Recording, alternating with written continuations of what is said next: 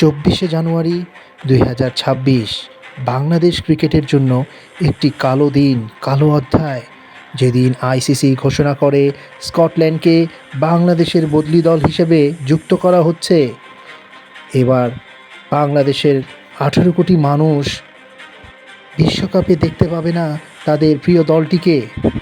বাংলাদেশের 18 কোটি মানুষের মনে প্রাণে মিশে আছে যে আবেগের নাম বাংলাদেশ ক্রিকেট দল, সেই দলটিকে দেখতে পাবে না কোটি ভক্ত সমর্থকেরা।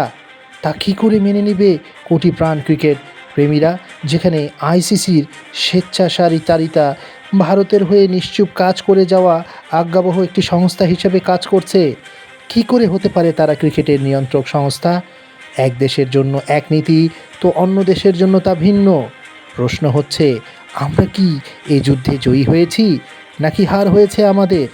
বিসিবি প্রেসিডেন্ট আমিনুল ইসলাম বুলবুল যখন বলছিলেন তারা একাই লড়াই চালিয়ে যাবেন, তখন কোটি ক্রিকেট প্রেমীদের মনে শেষ আশাটুকু বেঁচে ছিল, তারা হয়তো কোনো এক চমৎকারে বিশ্বকাপ খেলতে পারে। দেশের সরকার যখন দ্বিতীয় দফায় বিসিবি ও ক্রিকেটারদের সাথে বৈঠকে বসে, তখনও চেয়েছিল কোটি কোটি চোখ টিভি স্ক্রিনের সামনে। তবে সব আশা নিরাশায় পরিণত করে বিসিবি ঘোষণা করলো তারা কোনো ধরনের পদক্ষেপ নিচ্ছে না আইসিসির বিরুদ্ধে। বিশ্বকাপে ভেন্যু বদলের কী চেয়েছিল বাংলাদেশের মানুষ এবং ক্রিকেট বোর্ড আইসিসির নিকট? একটু নিরাপত্তা জাতীয় স্বার্থে। এটা কি তাদের সর্বোচ্চ মূল্যায়নের বিষয় ছিল না?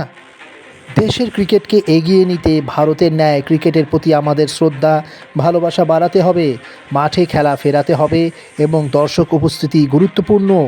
যে কোনো ক্রিকেট মানেই উন্মাদনা।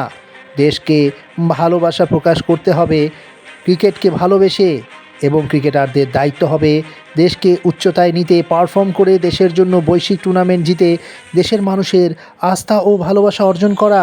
তবেই না আমরা হয়ে উঠব বিসিসিআই তথা আইসিসির কাছে গ্রহণযোগ্য একটি দল ও ক্রিকেট পরাশক্তি, যাদেরকে বাদ দিয়ে ক্রিকেট কল্পনাও করা যায় না।